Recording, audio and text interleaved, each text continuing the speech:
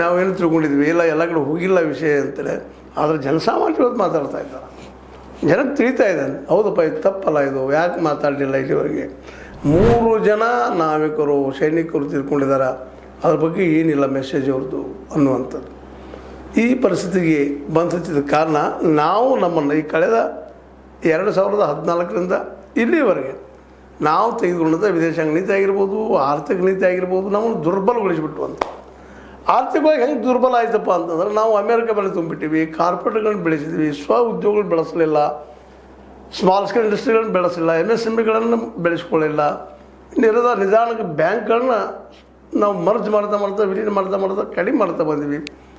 ಅಂದ್ರೆ ಒಟ್ಟಾರೆಯಾಗಿ ಇಡೀ ವ್ಯವಸ್ಥೆಯನ್ನು ನಾವು ಏನು ಮಾಡಿದೆವಪ್ಪ ಅಂದ್ರೆ ಅಮೇರಿಕ ಮೇಲೆ ಡಿಫೆಂಡ ಅನ್ನುವಂಥ ಮಾಡ್ಕೊಂಡ್ಬಿಟ್ವಿ.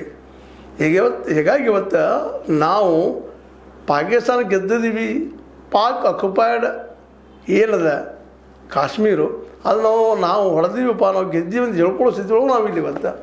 ಅದಕ್ಕೂ ಅವ್ರು ಬಂದು ಹೇಳ್ತಾರೆ ಇಲ್ಲ ನಾವು ಹೇಳಿದ್ವಿ ಅದಕ್ಕೆ ನಿಂತು ಯುದ್ಧ ಅಂಥೇಳಿ ಟ್ರಂಪ್ ಅವ್ರು ಹೇಳ್ತಾ ಇದ್ದಾರೆ. ಎಷ್ಟು ನಾವು ಟ್ರಂಪ್ ಅವ್ರ ಮುಂದಿಲ್ಲೋದು, ಅದರ ಅರ್ಥ ಟ್ರಂಪ್ ಅವ್ರು ಹೇಳಿದಂಗೆ ಕೇಳೋದು ಅಂದ್ರೆ ಒಟ್ಟಾರೆಯಾಗಿ ಇಲ್ಲಿ ಹೇಳುವಂಥದ್ದು ಏನಪ್ಪ ಅಂದ್ರೆ ಮೋದಿಯವರು ಕಳೆದ 12 ವರ್ಷಗಳಲ್ಲೇ ದೇಶದ ಅರ್ಥನೀತಿ ಅಂತ ಮುಗಿದೋಗ್ಬಿಟ್ಟದ.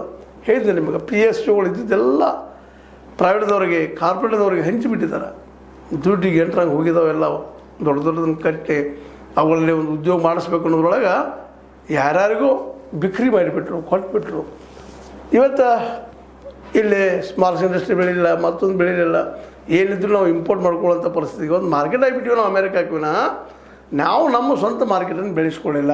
ಹೀಗಾಗಿ ಇವತ್ತು ಅಮೇರಿಕ ಹೇಳಿದಂಗೆ ಕೇಳುವಂಥ ಸ್ಥಿತಿಗೆ ದುರ್ಗತಿಗೆ ನಾವು ಬಂದಿದ್ದೀವಿ ಅನ್ನೋದನ್ನು ಇಲ್ಲೇ ರೂಪೇಶ್ ರಾಜನ್ ಅವರು ತಮ್ಮದೇ ಆದ ಭಾಷೆಯಲ್ಲಿ ಹೇಳ್ತಾ ಇದ್ದಾರಂತೆ.